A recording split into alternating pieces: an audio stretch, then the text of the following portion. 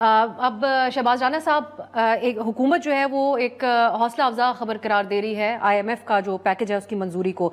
सो आपके ख्याल में शहबाज शरीफ की हुकूमत को सियासी चैलेंजेस तो हैं, एक अदलिया के साथ तनाव, जिस चीज़ों की हम बात कर रहे हैं इस वक्त, लेकिन ये जो एक पैकेज मिला है और उसकी पहली किस्त भी मिल जाएगी अनकरीब, इससे कुछ स्टेबिलिटी आएगी मीशत के अंदर, कुछ थोड़े बहुत हालात एक अवामी सतह के ऊपर तब्दील होंगे। देखिए, इसमें जो सबसे बड़ा एक फैक्टर होता है ना IMF के प्रोग्राम का, कि आपको एक प्रेडिक्टेबिलिटी आ जाती है कि आपने किस किस्म की पॉलिसीज इंप्लीमेंट करनी है अगले 2 से 3 साल। वो बड़ा क्लियर होता है। वो IMF का एक पॉलिसी डॉक्यूमेंट होता है, वो वेबसाइट पे भी अवेलेबल होता है। उसकी जो शराइत होती हैं वो नोन होती हैं। तो एज लॉन्ग एज आप उन शराइत के ऊपर अमल दरामद करते रहते हैं तो आपका जो समहाउ एक निज़ाम चलता रहता है, ये क्लियर हो जाता है कि अभी हम दिवालिया नहीं हो रहे। दिवालिया होने का जो खतरा है एटलीस्ट उस हद तक टल गया है जब तक आपका IMF का प्रोग्राम है।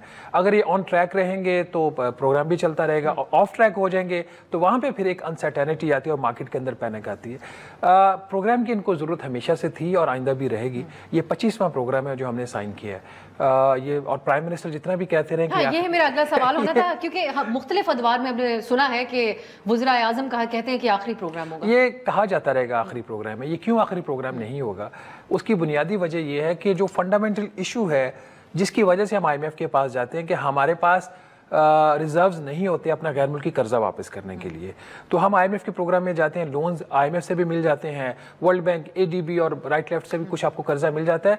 तो उसका जो आपका जो कर्जों का अंबार है उसमें तो इजाफा होता जाता है, पर जो लोन्स हम वापस नहीं कर पाने की पोजीशन में होते वो फिर भी नहीं हम कर पाते। क्यों? क्योंकि IMF आपको कहता है कि आप अभी इस कर्जे को वापस ना करें।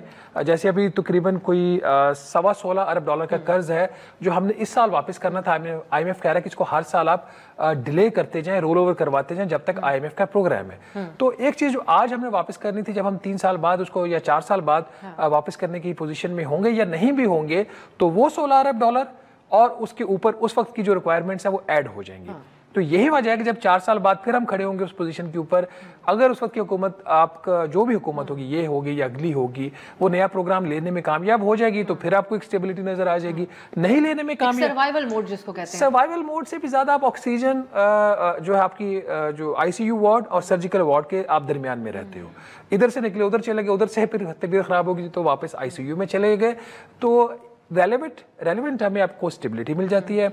मैं तो फॉर एग्जांपल अब आपका प्रोग्राम आ गया तो कोई भी आपको ये नहीं कहेगा जी हम दिवालिया होने जा रहे हैं। इन्फ्लोज का आपको एक प्रिडिक्टेबिलिटी आ जाती है। आपकी जो पॉलिसीज हैं, टैक्सेस की, एनर्जी की, प्राइवेटाइजेशन का जो प्रोग्राम है उसके ऊपर क्लैरिटी आ जाती है। तो इसलिए जो गवर्नमेंट्स होती है वो खुश हो जाती है कि ठीक है जी अब मार्केट्स को पता लग गया हम किधर जा रहे हैं, तो अभी तक का निज़ाम चला है, बात की बाद में।